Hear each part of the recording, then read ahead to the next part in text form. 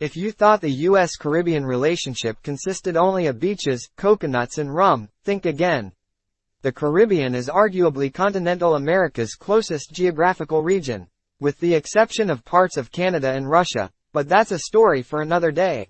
With 2023 being the bicentennial of the signing of the policy which began formally regulating the U.S.-Caribbean relationship, let us take a look at how the U.S. continues to maintain a naval presence in the region.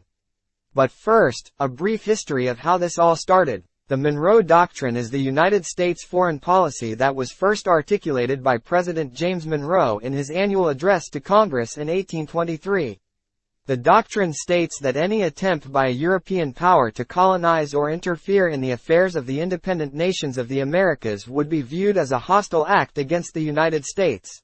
While this act covered by the Caribbean, Canada and Latin America, in today's video we will only be focusing on the Caribbean. Also, it should also be noted that we have no way to determine which ships or how many are deployed in the Caribbean region at any given time. There are several reasons why the U.S. military may have military ships in the Caribbean. The first is for security. The U.S. military may have military ships in the Caribbean to ensure the security of the region. The Caribbean is a vital shipping lane and an important location for the U.S. to protect its national security interests. The presence of U.S. military ships can deter potential threats, such as piracy, drug trafficking, and illegal immigration. Next on the list is disaster response. The U.S. military may have military ships in the Caribbean to respond to natural disasters. The region is prone to hurricanes and other natural disasters, and the U.S. military can provide support in the form of search and rescue operations, humanitarian aid, and medical assistance. Third is training. The U.S. military may use the Caribbean as a location for training exercises. The region provides a diverse range of environments, from open ocean to littoral zones, which can be useful for training sailors, marines, and other military personnel. Final reason for a military presence in the region is diplomacy. The U.S. military may also have military ships in the Caribbean as part of a diplomatic effort to strengthen relationships with other countries in the region.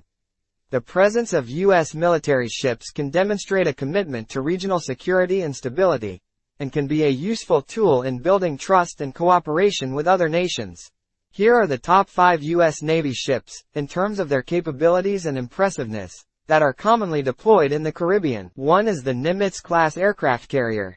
These massive carriers are among the most powerful and impressive ships in the U.S. Navy's arsenal. With a length of over 1,000 feet and a displacement of more than 100,000 tons, they are capable of carrying up to 90 aircraft, making them a formidable presence in the skies over the Caribbean. There are approximately 10 ships. These ships remain in service for many years because they run on nuclear fuel. These ships carry missiles, but importantly they also transport aircraft and personnel. They are floating, sovereign territories, thereby extending the mighty arm of the U.S. 2 is the Arleigh Burke-class guided missile destroyer.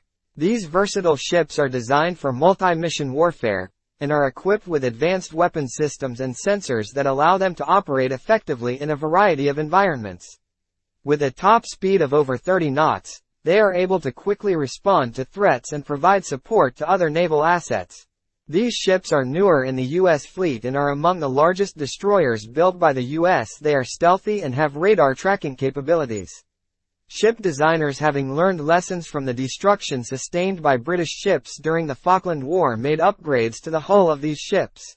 Battle damage to Royal Navy ships exacerbated by their aluminum superstructures during the 1982 Falklands War supported the decision to use steel.